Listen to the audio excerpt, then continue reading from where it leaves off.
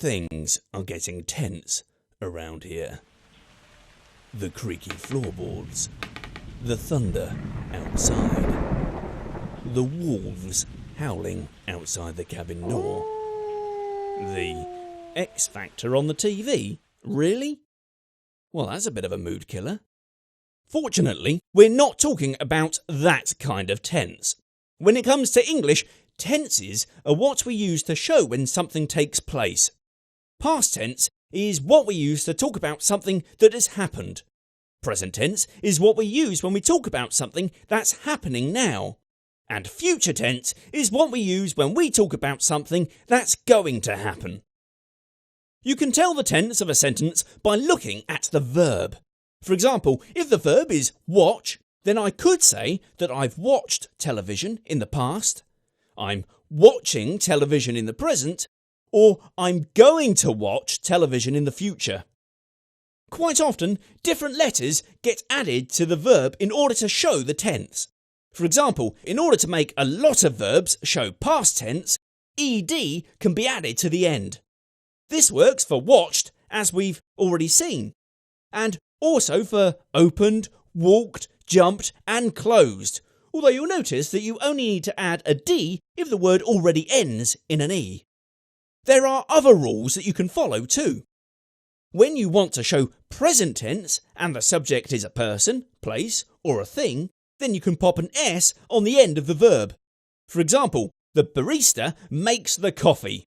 The door squeaks. The engine rumbles. Check out our video on plurals to find out the rules of when to add s, es or ies to the end of verbs. Like most rules in English, however, there are exceptions. The exceptions in this case are irregular verbs. These tricky little verbs seem to have been specially designed to trip people up, and unfortunately there's no quick and easy rule to help you. They've just got to be learned. As well as breaking tenses down into the past, present and future, we also categorise the past and present tenses into continuous and simple. Categorising tenses in this way will help you to work out the words that go along with the verb, as this can also change depending on the tense. If it all sounds a bit complicated, don't worry, let me explain.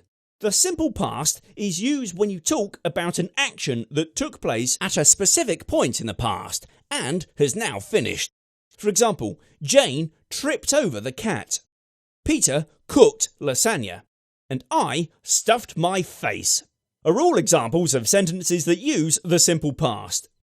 In all three cases, these were single events that have now happened. Notice how the ed rule works well here. If you're talking about an action that took place over a period of time in the past, then you need to use the continuous past. This is often used to describe what people were doing when something else happened. For example, I was watching the cat when Peter cooked lasagna. Because watching happened over time, rather than being a single event, it makes this the continuous past. See if you can spot the difference. John watched TV is a single event. I was watching you is continuous and creepy. Sorry about that. A sentence using the continuous past is made by having was or were added to the verb, and then adding ing to the end. The continuous present is similar to the continuous past, only this time you describe an action that is currently ongoing. For example, I am reading my book. Peter is cooking lasagna. Again. Jane is looking for the cat, probably to apologise. A sentence using the continuous present is made by having am, is or are, plus the verb with ing on the end. So what about the simple present then? Well, this is used when the action takes place now, such as he won the race. The action is something that happens regularly, such as I go for a swim every day. Or you're describing something as fact, such as the sky is blue. So what about the future tense? Well, this is made by using a word like will or shall and the verb. For example, I will relax all day tomorrow, or you shall go to the ball. It is also quite common for I will to be shortened to I'll, they will to be shortened to they'll, and he or she will to be shortened to he'll or she'll. You may have noticed that there's no continuous future tense.